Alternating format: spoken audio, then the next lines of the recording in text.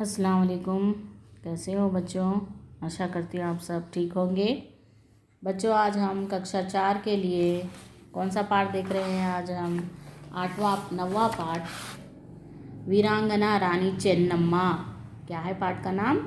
वीरांगना रानी चेन्नम्मा। वीरांगना यानी ब्रेव लेडी रानी क्वीन चेन्नम्मा। उसका नाम क्या है? चेन्नम्मा। इसके बारे में आज देखेंगे। रानी कहकर किसे बुलाया जाता है? किसे कहते हैं? जो राजा की रानी होती है, जो बड़े राज्य की जो प्रिंसेस होती है, उसे रानी कहते हैं। कुछ प्रसिद्ध महिलाओं के नाम बताइए जिनके नाम के साथ रानी शब्द जुड़ा है। उदाहरण के तौर पर रानी लक्ष्मीबाई है ना। तो देखिए आज का पाठ वीरांगना रानी चेन्नम्मा। रानी चेन्नम्मा काकतीय राजवंश की राजकुमारी थी। कहाँ की राजकुमारी थी वो? काकतीय राजवंश की वो राजकुमारी थी। कौन? चेन्नम्मा। उनका जन्म 23 अक्टूबर 1778 में दक्षिण के कित्तूर कर्नाटक में हुआ था। उनका जन्म कब हुआ था? 23 अक्टूबर 1778, 79 फिर 80। ठीक है, 1778 में दक्षिण के कित्तूर कर्नाटक में हुआ था। उनके पिता का नाम राजा धूलप्पा और माता का नाम रानी पद्मावती था।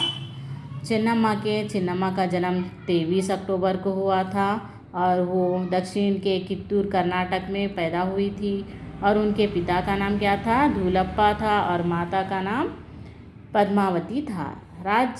राजा रानी ने उनका पालन पोषण राजकुमारों की भांति किया। यानी राजकुमारी चेन्नम्मा का पालन पोषण किस तरह से किया? उनके माता पिता ने एक राजकुमारों की तरह किया, वैसे ही उन्हें हर चीज़ उन्हें सिखाया। वे संस्कृत, मराठी, कन्नड़ और उर्दू भाषा की ज्ञाती थी। उन्हें कौन सी भाषाएं वो जानती थी? संस्कृत जानती थी, मराठी, कन्नड़ और उर्दू भाषा की वो ज्ञाता थी।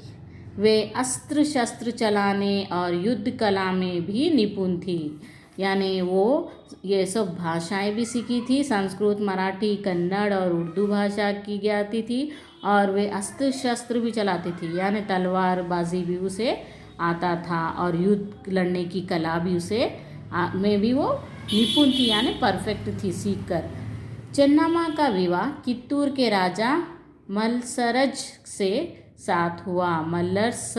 साथ हुआ। चेन्नम्मा का विवाह किसके साथ हुआ? मल्सरज के साथ हुआ। कित्तूर एक छोटा स्वतंत्र और संपन्न राज्य था। कित्तूर एक छोटा सा, ये कर्नाटक में है बच्चों। और रानी चेन्नम्मा भी वहीं पर पैदा हुई थी और वो उनका विवाह भी वहाँ पर ही एक राजा के साथ मल्सरज के नाम साथ हुआ था। कित्तूर का एक छोटा स्वतंत्र और संपन्न राज्य था। चेन्नम्मा ने एक पुत्र को जन्म दिया। विवाह हुए बाद उन्होंने एक पुत्र को जन्म दिया, किंतु जल्दी ही उसकी मृत्यु हो गई, उस पुत्र की। कुछ दिनों बाद राजा भी चल बसे यानी मर गए। रानी चेन्नम्मा का विवाह मल्सरज के साथ हुआ, किंतु उसके बाद उन्हें एक पुत्र पैदा हुआ। वो पुत्र भी कुछ दिन के बाद वो मर गया। उसके बाद थोड़े दिनों के बाद उनके राजा भी चल बसे। किसके? चेन्नम्मा के। राजा मल्सरज की मृत्यु के बाद उनकी बड़ी रानी रुद्रम्मा का पुत्र, यानी ये मल्सरज की पहली पत्नी जो चेन्नम्मा से और एक विवाह हो चुका था, तो उनका जो है उनकी पत्नी का बड़ी रानी जिसका नाम था रुद्रम्मा, उनका पुत्र था शिवलिंग रुद्रसरज। उनके पुत्र का नाम क्या था? शिवलिंग रुद्रसरज गद्दी पर बैठा। वो रानी चेन्नम्मा की मदद से राजकाज चलाने लगा। वो किसकी मदद से? यानी छोटी रानी कौन थी? चेन्नम्मा थी। उसकी मदद लेकर वो राजकाज उनका पुत्र चलाने लगा जिसका नाम था शिवलिंग। कोई संतान नहीं थी। शिवलिंग की भी कोई संतान नहीं थी। जब उसका भी विवाह हुआ, जब उनके पुत्र का विवाह, तो उसको भी कोई संतान नहीं थी। उसने एक बालक को गोद लिया। शिवलिंग ने एक बालक को गोद लिया। कुछ दिनों बाद शिवलिंग की मृत्यु हो गई। कुछ दिनों बाद उसकी भी मृत्यु हो गई। अब रानी चेन्नम्मा राज्य का कामकाज संभालने लगी। शिवलिंग की भी मृत्यु होने के बाद रानी चेन्नम्मा ही अपने राज्य का कामकाज संभालने लगी। अंग्रेज़ों की नज़र इस छोटे से राज्य पर पड़ गई। शिवलिंग के ही मरते ही सन 1824 में धारवाड़ के कलेक्टर थाइक्रे ने अपने 500 सिपाहियों के साथ कित्तूर पर हमला कर दिया। जैसे ही शिवलिंग मर गया तो अरे अब यहाँ पर कोई राजा नहीं है, अब तो यहाँ पर सिर्फ औरतें ही हैं, चलो हम इन पर हमला करते हैं। तो किसने किया था? धारवाड़ के कलेक्टर थाइक्रे ने उन पर 500 सिपाही लेकर हमला किया, कित्तूर पर हमला कर दिया।